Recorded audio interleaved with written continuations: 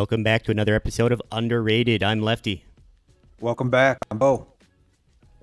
How are you doing today? I'm doing all right. It's been a busy morning.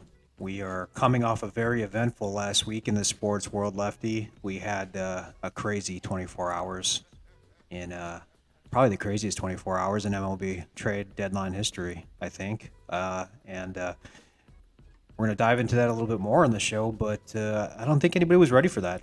That was Yeah, yeah, that's pretty chaotic, right?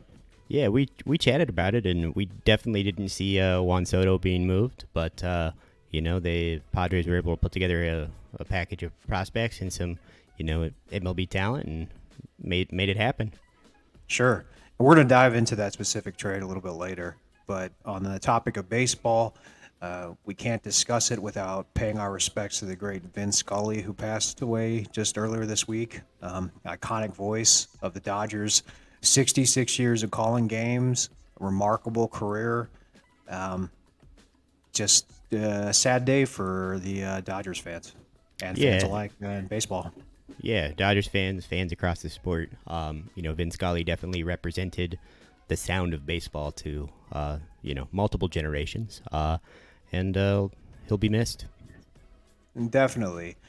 It's opening weekend for the English Premier League. We've already had a couple games this morning. We've got one currently, going on. How are you feeling? Have you been looking forward to this for the past couple months? Yeah, I'm excited. As one of a couple of maybe three or four Brentford fans in the U.S. I'm pretty excited for this season. I think they made some really good moves, and I expect them to finish, mid-table. But yeah, no, it'll be a really good season. We've already seen some pretty big surprises. One being Bournemouth knocking off Aston Villa, Fulham tying Liverpool. It Sure. looks to be a pretty exciting season. Yeah, and if you haven't tuned in, Mo Salah, wow. It's just funny over the years the evolution of the winger and that position. You know, years ago, the idea of being a winger was just passing it into a center forward, feeding it in. But guys like Mo Salah and many others have just revolutionized this position itself, and it's so fun to watch. Outstanding, remarkable player. Yeah. He got paid this off season, and good for him. He's Very now much. now the highest paid player, I believe, in the Premier League, and Yep. good for him. He's been just dominant for a couple of years. Well, this is going to be the first year in many years that I'm actually really going to be involved in the English Premier League and watching. I was able to catch 1.5 games this morning, and it was outstanding. The energy is unlike anything else in American sports that I've seen. So, thanks to you, Lefty, I will be uh, very involved in watching this upcoming season here. So I'm excited. Nice. I hope it's a fruitful endeavor for you. I've struggled with it, just where I'm located here on the west coast of the U.S. Sure. Just having access to games. They start at 6 or 7 a.m. usually on Saturdays and Sundays, and Right. it's a little early for me on the weekends. It's tough. It's tough, but yeah, let's dive into some other headlines. A recent one that I kind of want to dissect here is in regards to the NFL. So they fined the Miami Dolphins owner Stephen Ross $1.5 million for tampering. This is a 6-month investigation. The league found the Dolphins violated the anti-tampering policy on 3 occasions from 2019 through 2022. They had conversations with Tom Brady when he was with the Patriots and with the Buccaneers. They had conversations with Sean Payton when he was still coach of the New Orleans Saints. Stephen Ross is suspended through October. He's not permitted to be at the Dolphins facility. He's not able to represent the team. He can't attend any league meetings until next year. They forfeit their first round pick in next year's draft, third round pick the following year. A lot of layers, but I want to talk about my first issue, Tom Brady. So he's involved fully. His manager and his agent, Don Yee, is fully involved in these conversations. They're egging this on. It happened multiple times, 2 different organizations, no punishment. Walks away, clean as a whistle, right? He was a willing participant in all this, but nothing's going to happen on his end. What do you think on this, Lefty? I think that's kind of par for the course. Along with some other recent headlines that I'm sure we'll discuss at some point that are infuriating to a number of people. Sure. Players have recently got a slap on the wrist if they're stars. Tom Brady, for better or worse, is still the face of the NFL, and they want to protect that. Definitely, they do. There's a lot of things you could say and do when you are the face of the NFL. Aaron Rodgers just said he credited ayahuasca psychedelics to winning back-to-back MVPs. So yeah, you can do hallucinogenics and you can dabble in some tampering schemes, but you can't bet on you can't bet on sports. Can't bet on sports, and you can't pull apparently ayahuasca's on a different category than Josh Gordon's marijuana issues. Absolutely. Now Goodell said in a statement this was unprecedented. What happened? It was severe. He's never seen anything like it in the entirety of his career. So this is pretty serious. But in February, former Dolphins coach Brian Flores said in his lawsuit there was racism in the league's hiring practices. As far as Ross, when it came to Ross, that he also attempted to incentivize him to tank. That he was offered $100,000 for every loss, in 2019 when he was hired on. But of course, the NFL, no mention of anything in regards to racism. Of course, they found no evidence of tanking. Of course, there's no substance to Flores' claims of retaliation against him when he was fired, which just raised every eyebrow in the NFL. Of course, so. On a personal level, as a Bills fan, I got to see a lot of Brian Flores. This man's a great coach. He's going to continue to be a good coach. He's with the Pittsburgh Steelers right now. He's a straightforward guy. He's a competitor. But because he didn't want to fall in line, I believe he was fired. And, even worse is that a guy like Stephen Ross gets to walk away thanks to Roger Goodell and company. And, you've got Brian Flores as just a lying, disgruntled employee at this point. Yeah, and Flores, I believe, has, raised a lawsuit against the NFL about this that is still ongoing. So I imagine that this might be more of a, formality. Like they can't come out and admit that they, are aware of these same issues that he's filing suit over while they're trying to get that lawsuit dropped. Right. So it'll be interesting to see what happens with that. I know that I believe that should be coming to a judgment here shortly, sometime in the near future. So it'll be interesting to see how that plays out in an actual court of law, not the kangaroo court of the NFL. Sure. And depending on how this plays out, this could completely change the future of so many aspects of the NFL and sports in general. The hiring side of it, and what kind of power employees have and owners have. But yeah, let's go ahead and jump into our first story, Lefty. Who do you want to talk about today? As we touched on earlier, the Premier League is starting this weekend. We've already seen a handful of games. So I thought it would be fitting to cover one soccer player who might be among the most underrated players in the recent history. Are you familiar with many Brazilian soccer stars, Bo? Just the big name ones. yeah. Everybody remembers the Ronaldos, the Neymars, etc. Very prolific scorers and players in their own right. But I think few folks remember, at least in the Western world, remember the incredible striker that is Romario. The Romario. Yeah. At one time, he was named to the FIFA list of greatest living players. He was named to the FIFA World Cup Dream Team and was recognized as the 5th best player of the century in a FIFA poll. But today, he's largely fallen out of the conversation among many modern fans, and he hasn't really received that kind of recognition in 15 to 20 years. So despite that fall from grace in the last 20 years, I think that, Romario's career deserves a deep dive. Sure. So after, playing the majority of his youth ball for Vasco da Gama, he was called up to the senior team in 1985. While there, he won a couple of league titles and earned his first call-up to the Brazilian national team in 1988. Upon that call-up, immediately dazzled.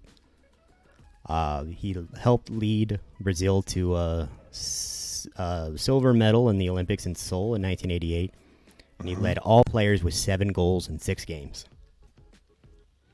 With PSV, he after that breakout performance in the Olympics, his small Brazilian club sold him to PSV in the Dutch league, and with PSV, he led the team to 3 league titles in 5 seasons and scored an astounding 165 goals in 167 games. That's a crazy number. Yeah, just insane production. And he was seemingly able to create space where none existed, and he had this excellent way of scoring within the 18-yard box and had this really signature toe poke. So following his outstanding 5 seasons in the Netherlands, Romario made the huge move over to FC Barcelona in 1993.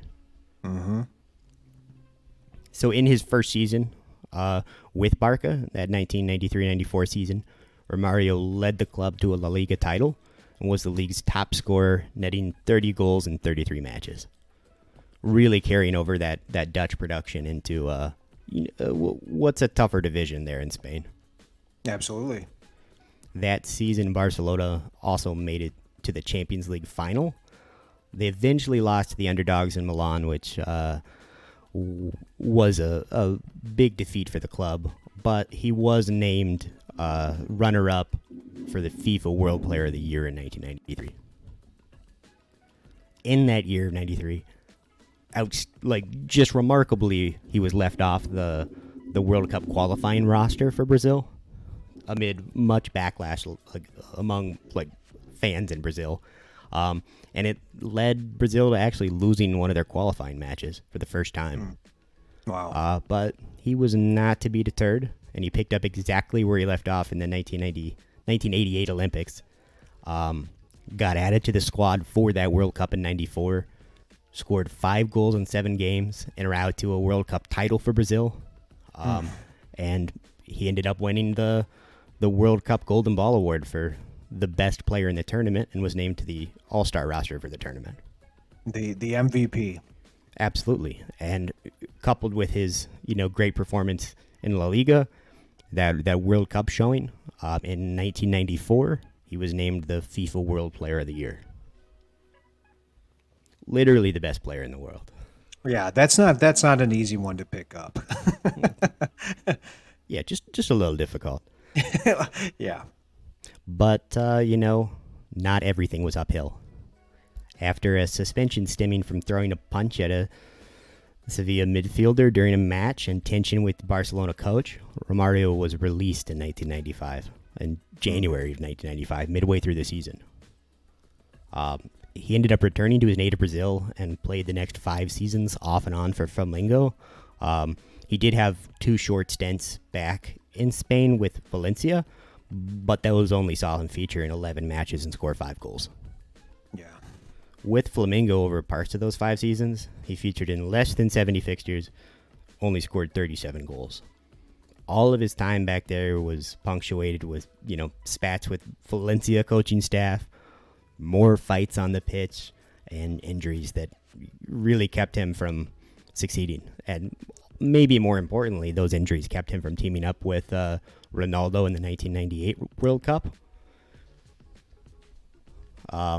So after that time in Flamengo, Valencia, in 2000 he returned to his, youth club, Vasco, at the age of 34, and led them to another league title. And he ended up winning both the South American and Brazilian Player of the Year award that year. And for the next few years, he really bounced around Brazil, had a short stint in Qatar, played a season in the MLS, and eventually returned to Vasco in 2007. And while the claim might not be 100% accurate, On May 20th, 2007, in a game against Sport Recife, Romario netted a penalty kick for his 1,000th career goal. And while official, estimates range his total goals between 929 and 968, either way, it's pretty close to 1,000, and it's just incredible production. Right, that's an incredible number. And it's worth saying that the competition in Brazil might be a little less difficult than that in Europe, but 950 plus goals is just a massive amount of scoring. Yeah, absolutely. No matter where you do it, it's just an absurd number. Yeah. So while controversial in his antics and having in a very short peak, and a very short time in international and European football, Romario is undoubtedly one of the most prolific scorers of all time. It seems likely that he could have had more sustained success in Europe if he had not had repeated issues with coaches and extreme distaste for training. Right.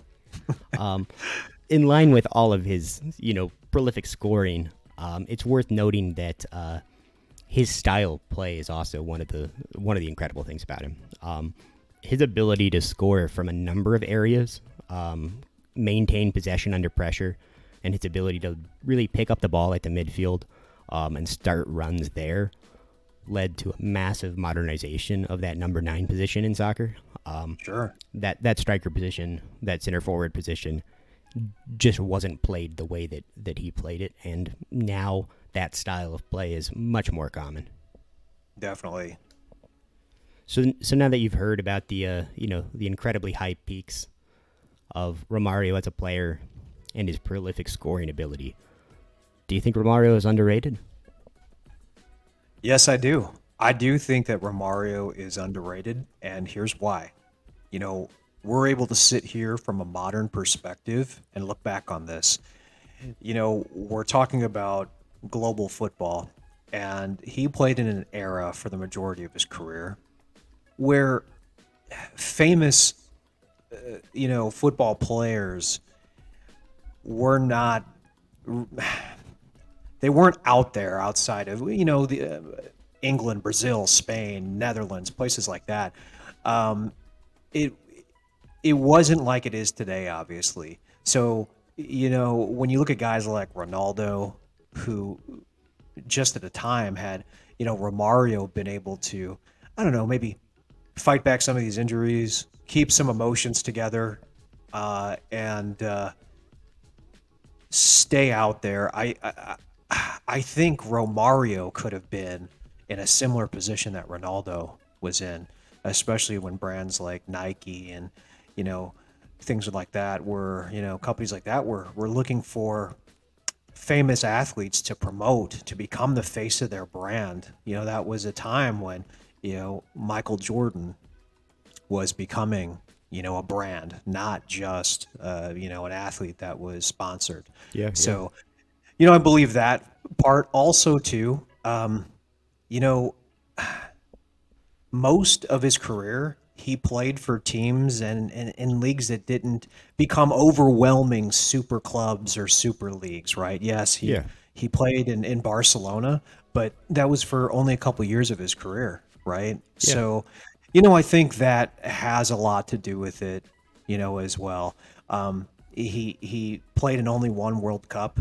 Obviously, as you said, he was injured in '98 and wasn't called up in 2002 because of issues with coaching, and there were some injuries also there. But you know, I I think that's probably why we're sitting here having this conversation about Romario. The statistics show that he was a supreme athlete and he was, at the top. I don't think there's any question, but for whatever reason, his name isn't in a lot of these conversations. Yeah, I think it again comes a lot down to attitude. Once you develop that reputation for not working hard, not having a high work rate, things Sure. like that, a lot of fans write you off. And I also think that in while global football it wasn't quite as big at that time, it still was large, but there's just not a lot of international distribution of Brazilian football, unfortunately. Like Sure. domestic leagues in Brazil just aren't something that are very, very much followed across the world. So I think that hurt him quite a bit. And again, that one World Cup appearance, limits the memories that fans make. But he definitely had the talent there. Just Definitely, definitely. We've seen this before. I mean, well, take a look at Pele, right? I mean, he never played for a European club, but Americans and Europeans. I mean, we remember him for performances in the World Cup, even though his best performances were at the club level. He played for one of the best clubs in the on the planet at the time of his career. So I mean, we've seen this before, and that's just. That's unfortunately just part of how the sport has evolved outside, but absolutely I agree. I think Romario is underrated when looking at the statistics and where he's at and where he ended his career. He was outstanding, and he should be in these conversations, but he continues to not be. absolutely. And as an aside, it's worth noting, just briefly touching upon his Romario's current profession. He is now currently a successful senator from Rio de Janeiro, and is now, as of 2021, the second vice president of the federal Senate for Brazil. So it sounds like So that's one way to go. Yeah, that's one way to go with retirement. That's yeah, different. Yeah, yeah, you can see that he's still pretty popular in Brazil, I would imagine. absolutely. I would say Um, so. and he's had an interesting kind of 180 in ideology. So I think that really speaks to the fact that he must be super popular if he can completely change platforms. Yeah, I mean, they're coming out to the polls, so I agree with you 100%. Yeah, so I guess we agree. Romario was underrated. Definitely a supreme career, and somebody I think we both would have enjoyed watching a little more. I agree. I agree. So we're going to take a quick break, and we will be right back. And we're back. Thanks for sticking with us here. Bo, is there somebody you wanted to talk about after our riveting Romario remarks? Of course, we've seen a lot of famous siblings in sports over the years, haven't we? We talk about hoops, we think of the Gasols, we talk about the NFL, we talk about the Mannings, the NHL, the Sedins, and the list continues to go The, on and the, the on. Uptons, the Boons, The baseball. Uptons, the Boones. Oh boy, yeah, lesser names, right? But we're not going to talk about lesser names. We're going to talk about a big name today in an international sport that, in my opinion, has been overshadowed by a sibling for the better part of her career. She's a seven-time major champion and former world number one. She just had a match a couple days ago in Washington, D.C. at age 42. So today we're going to talk about Venus Williams. This is probably the biggest name we've talked about on this show so far. And Yeah, anyone absolutely. listening's probably like, well, where are you going with this? So we don't talk a lot of tennis, but I am a tennis fan, and the Western and Southern Open are taking place in about 2 weeks in Cincinnati, Ohio, and I'm doing all that I can to try and make it to see the Williams sisters with along with Rafael Nadal, Novak Djokovic, and some new blood on the women's side. Sloane Stevens. She's been outstanding, and then one of my favorites, the always controversial Australian Nick Kyrgios. He's an emotional guy, as we talked about with Romario.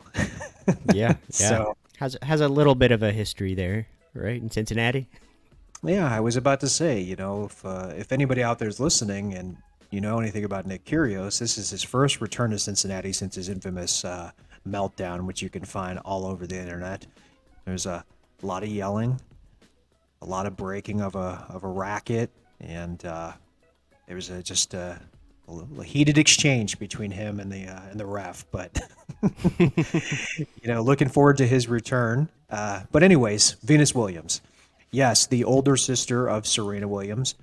Uh, Without having to go into a deep explanation, most of you understand the magnitude of what these women have done and continue to do for tennis. Two black sisters from South Central LA turning pro in their early teens. That goes without saying, right, Lefty? Absolutely. That's a huge accomplishment in a sport that historically has not been anywhere near diverse. Sure. Yeah. And, whenever siblings are competing at that level at the same time, one of them is going to have to be the front runner. And that statistically, Serena obviously eventually became the front runner. But when Venus started winning at the WTA level in the late 90s, a lot of people thought it was going to be her. What made her so exciting? The tenacity, the grit, the strength, the speed. These are all tools that she still has. Watching highlights of the match from just the other day, these are still so much part of her game. And, at 6'1", she's still an intimidating force on the court. And, up until 2014, she held the record for the fastest serve on the WTA tour. Recorded at the 2007 U.S. Open. That was 129 miles per hour. That's just incredible. It's right. unhittable. So by the age of 20, she already had a WA title, 3 Tier 1 titles, 2 Grand Slam doubles titles with her sister, and she was ranked as high as number 3 in the world. She finished her career, well, if it continues on, possibly. She has 49 WTA singles titles, 22 doubles titles, 7 Grand Slam singles titles, 14 Grand Slam doubles titles, and 4 Olympic medals. So she's one of the most successful female players of the Open era. And, particularly, she has a lot of success at Wimbledon. Only 3 women have won the women's singles title more often. But what has really surprised me is that if you look at many top 10 all-time lists, she isn't in them, or she finishes near the bottom. So, last year alone, she extended her record as the all-time leader. That's male or female in Grand Slams played. She's appeared 90 times. Think about that. That's just an incredible number. Yeah. And in the latter part of her career, she's struggled. She's failed to make it past the third round of a Grand Slam since 2017. She's hasn't made it past the second round since 2018. But the conversation I want to focus on isn't just about being slighted from a list or even where her career numbers stand in relation to her sister or Martina Hingis or Lindsay Davenport or any of those names. Venus Williams was an inadvertent activist for women in tennis, and this started at a very young age. Now, most of us are aware and have our own thoughts on compensation equality in sports today. But, when this started for Venus, there had only been one other woman to fight for and receive equal pay, and that was Billie Jean King in 1973 at the U.S. Open. We go back to 1998. Venus Williams, 18 years old. She's at Wimbledon. And she went on the record right after her first round match saying she thought ladies should do something about it instead of just accepting it for years and years to come. So any opportunity she had as a teenager, she would speak on the topic openly. And that is what led to her over the years forming a relationship with Billie Jean King. They created a bond, stayed friends, and they continue to fight together the movement that Billie Jean had started so many decades prior. So in 2005, Williams met with the French Open officials on the day right before she won Wimbledon for the third time. She presented in front of the International Tennis Foundation's Grand Slam board on the importance of equal pay. I mean, this was a historic meeting. She talked about gender, gap in prize money, the level of respect at the tournament for both sexes. These are all topics that play such a huge role in society today, right, Lefty? Absolutely. And I kind of remember her big the turning point there. That op-ed that she published in the Times in London, Yeah, which absolutely. really shifted. At least, you know, uh, as much as I remember, it really shifted the tone there because I remember that you know, often wrong. UK Prime Minister Tony Blair even came out after reading that and said that agreed that Wimbledon was on the wrong side of history. Right. And you know, it's a big move if anybody in the UK admits being on the wrong side of history. Right. And think of, again, being a person at this age, a black woman in tennis, with all the adversity you've already faced in your career over the past few years, now to go down this path. I mean, Absolutely. it's so much criticism, so many hurdles to jump, a lot of hardships. You know, this meeting was not immediately effective, although it was, it shook the room. It wasn't until 2007 Wimbledon, where she won again, that she was able to receive the same wage as her male counterparts. She was quoted as saying, "I became the first woman to receive equal prize money there. I was the first woman who could go into the finals focusing entirely on her game instead of thinking, hey, I'm not equal here." So, you know, she sparked the fire for activism among other women in sports just right then and there. And you know, I obviously think the one that stands out to me, Lefty, is the U.S. women's national soccer team, right? Absolutely. You know, they've had that massive fight here that they won here just what, a month ago. Yeah, And you can tell that torch was likely passed from the foundation that you know, Venus built there. for sure. They win a World Cup, they create visibility for the sport. It becomes incredibly popular.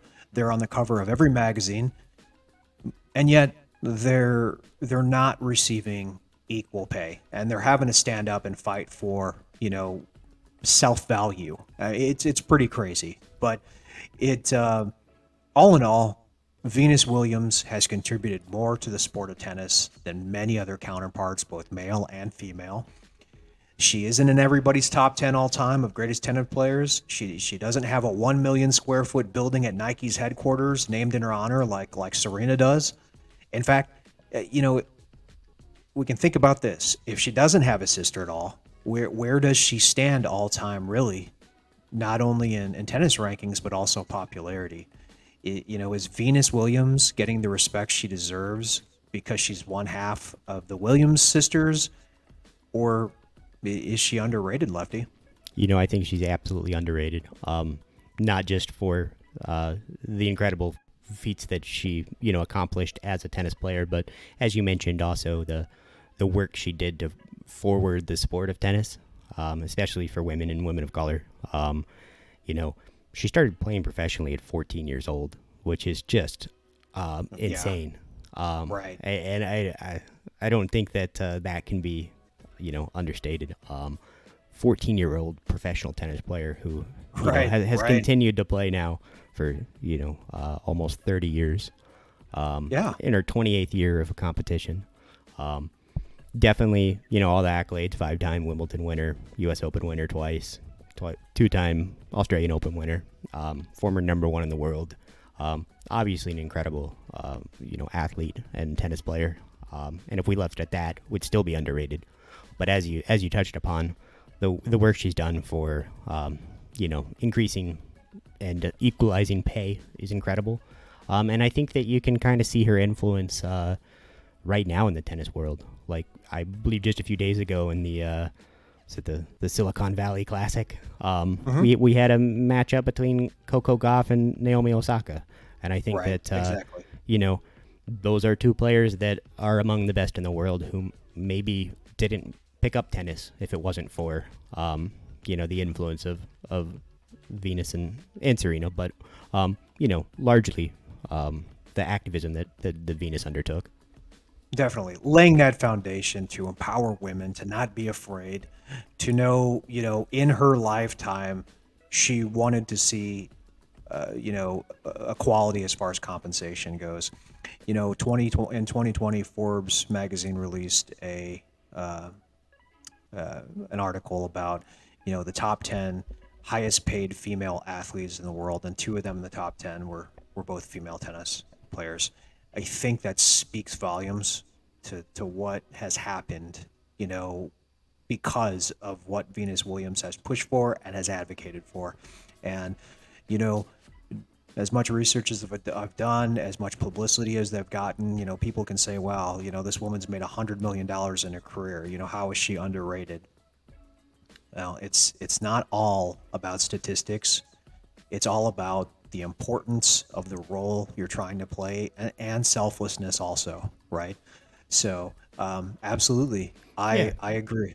yeah, and just beyond equal pay activism and things like that, it's worth noting that she also contributed to just making tennis cool. Like Right, definitely. it wasn't a sport that was viewed as something that most people played as a kid. It's not a sport that was viewed as something that was super accessible to a lot of different people, and you know she definitely contributed to changing the perception of what tennis could be. Absolutely. And she was just so damn good and still is at it. And it's just incredible. Like you stated, she's 30 years into her career at this point. Uh, I can't imagine being an athlete for that long, you Yeah, know? she's been a professional tennis player longer than I've been alive. Right. Absolutely, man. So I think we agree that Venus Williams is absolutely underrated. Totally. We're gonna take a quick break and we'll be right back. All right, we are back. There's a lot happening coming up in the world. Is there anything you're excited about, Bo? Yeah, obviously, we talked about English Premier League games that are happening. What has the Everton Chelsea game ended? Yeah, I believe that. I'm not even looking. I'm just assuming that Chelsea held off. Yes, Yeah. Chelsea Okay. did win. All right. Perfect. As I mentioned earlier in the show, we had a crazy MLB trade deadline, so we'll chat about that right off the bat. Let's hop into it. The Juan Soto and Josh Bell trade to the Padres for Luke Voigt and five prospects. What do you Yeah, think, Lefty? yeah, it was a massive trade. I think a lot of us didn't anticipate that getting done, but they found a way. Um, as we've chatted about multiple times before, um, I I believe you as well we're both in the camp that established talent is much more valuable and important than prospects. Um, Sure. so I won't be surprised if none of these specs work out for the Nationals, and there's absolutely no way that any of them can match the production of Juan Soto.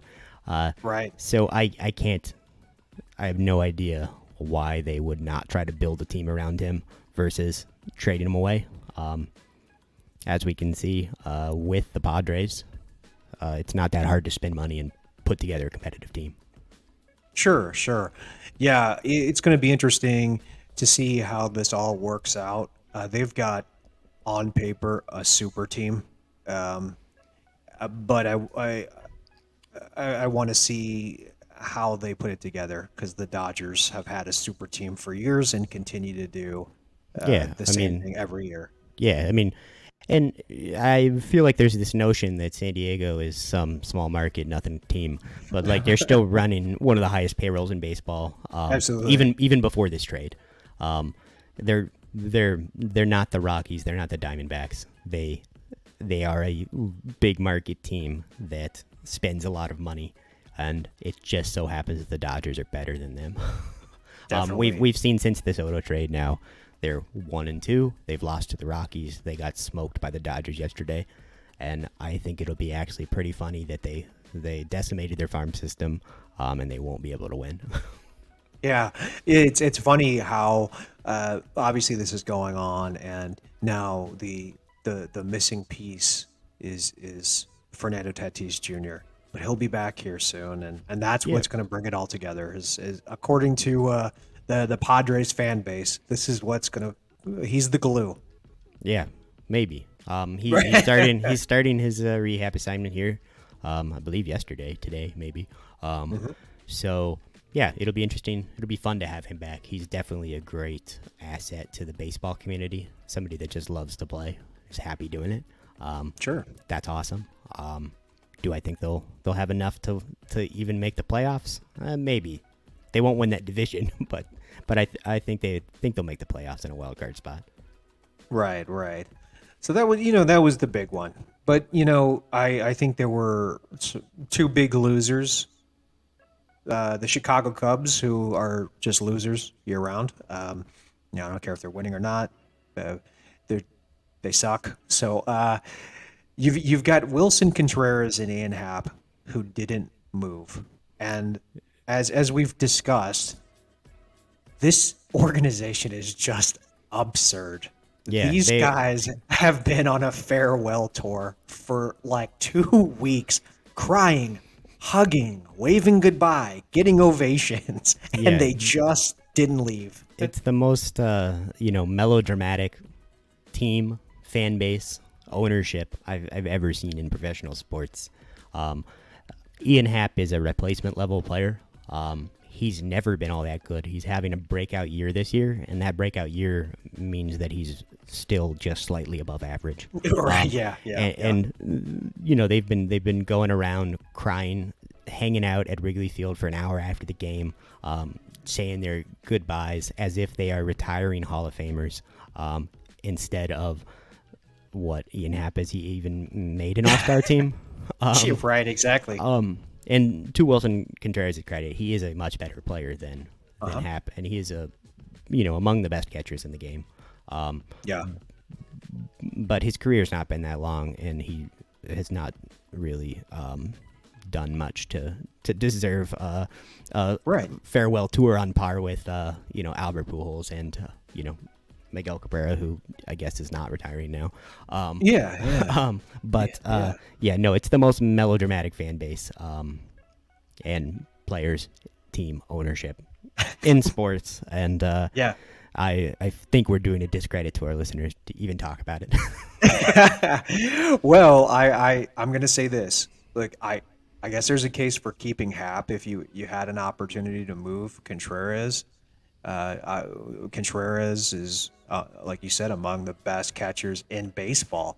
But if you're the Cubs, of course you don't. And I'm not sure what needed to happen, but they just continue to drop the ball. I mean, you look at a guy like Happ. Okay, he can play outfield, second, third base. He's having a quote-unquote breakout year. This is the time to move him. Okay, the Blue Jays ended up with Whit Merrifield, who couldn't even get into Canada at the time of the trade. All right. The Padres were giving people away all day, even after the Soto trade. You got the Red Sox. They pick up Tommy Pham. You got the Phillies, who actually traded someone for Brandon Marsh. You have Houston, who traded for Trey Mancini, who, yes, has been on a tear here. But something could have happened here. Yeah. If I'm a Cubs fan, I'm just scratching my head yet again. Here we go, right? Yeah. Maybe if we want to give him the benefit of the doubt with Happ, again, a player who has never, until 2022, at 27 years old, the statistical peak of most major league players, he's never surpassed 2 wins above replacement in a year, solidly below replacement level. If we want to give him the benefit of the doubt, maybe the team that was hunting for Ian Happ was the White Sox, in need of a right fielder, and they just didn't want to get burned by another trade there. Well, yeah, I mean, future Cubs Hall of Famer Ian Happ. That's what we can say. Yeah, they'll retire his number right after they stop blaming Steve Bartman for losing a game. Right, exactly. You mentioned the Rockies, and I really don't know what to say about the Rockies. You wonder why guys like Tulowitzki, Arenado, Trevor Story, every single one of them grows frustrated. They become vocal. There's just weird undertones in interviews, and then next thing you know, they won out. Why? Because this organization continues to sabotage itself on purpose, or they're just freaking horrible at their jobs. But The good news is, and I know you were worried about this, Lefty, they did extend their 37-year-old closer, who they literally could have traded to 3, 4 teams, at the deadline, but chose not to. So, Bard's got 19 million over the next 2 years. Yeah, I'm incredibly happy for him. That's a he, That's a win, right, man? that is a I mean, huge win. so yeah, I mean, no other moves. They're not rebuilding. They're not currently building. I don't know what the hell they're doing, to be honest. But that's the Rockies. This is the game they played for a long time, and you either get on board or just don't. I guess you just have to make yourself vocal in the media, and then they'll move you. Yeah, I tweeted about it the other day, but their ownership, their general manager, whatever, it kind of seems like that guy in your fantasy league that drafted a team, doesn't show up for like 6 weeks, and then every month for the rest of the season will like log on one day and make some moves and think that he's up to date with things. Sets It's his lineups. Yeah. yeah, it's like they have no idea what actually has happened all year or in the past decade, but they keep dropping in blind and making some moves and thinking that they're still in second place. Yeah, it's we see other teams in other sports, everywhere that are going through the same thing, and I mean the Portland Trailblazers are going through it right now. They're trying to get the Allen family to let go of that organization so someone can come in and run it properly. They also own the Seahawks, and they're trying to make this happen because they're trying to rebuild after, Russell Wilson was traded, and they've made a bunch of moves and let some legendary players walk and or retire. It's very difficult. You're in a helpless situation, but speaking of helpless, I know that goes for White Sox fans too. Yeah, with TLR in the dugout. How did you feel about your White Sox trade deadline, Lefty? They definitely didn't do a thing and didn't help the team. At the same time, I don't know what they could have done to help that team. They whatever they needed to get to the next level definitely is outside the range of prospect capital they have. And really, this was the 10th trade deadline, I believe, by general manager Rick Hahn. He's just never going to get it done. And Yeah. and as you mentioned, ownership can ruin teams, and I think until something happens to Jerry Reinsdorf, he sells the team or heads to a farm upstate, nothing's going to change there. The team requires a level of funding that he's unwilling to make, and a commitment to winning that he clearly does not have the capacity to give. Absolutely. You see guys like Reinsdorf, Jerry Jones, with the Cowboys. These guys are running their team and their organization, and they're way too involved, but their mindset is from 30 years ago. Even down to dollars is Yeah. what we're talking here too. Yeah. Jerry Reinsdorf is definitely still thinks that it's 1985. He doesn't Yeah. know what the shift is. In fact, he doesn't probably even know that there's a DH in the NL right now. Yeah, he's out there for sure. Yeah, he Yeah. probably even thinks the White Sox are in the AL West still. He sees he sees the Angels, playing terribly and says, "Oh, well, we're ahead of them, our AL West Well, compatriots." I gotta say this: if there's some way this happens, I mean, I didn't check the standings this morning, but what are the White Sox? 2 games out of Yeah, first. two or three.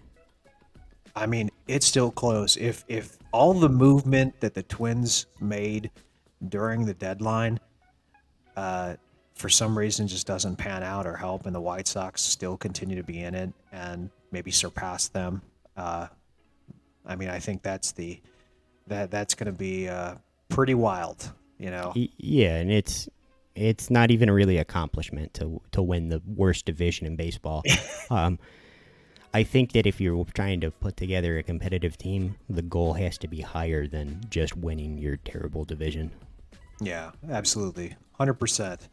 Well, this was another good episode. We had fun on this one. We talked about two great athletes in Romario, the Romario and Venus Williams. We touched on the trade deadline and a little bit of English Premier League. So we'd love to hear your thoughts. Lefty, tell them where we can talk about more of that. Yeah, if you you want to throw us your thoughts about Venus Williams, Romario, the trade deadline, Premier League season, or anything else, you can find us on Twitter at underratedpod. That's at _rated_pod. And you can find this episode and every other episode, Spotify, Apple Podcasts, and wherever podcasts can be found. Definitely. Great show. We will see you guys next time.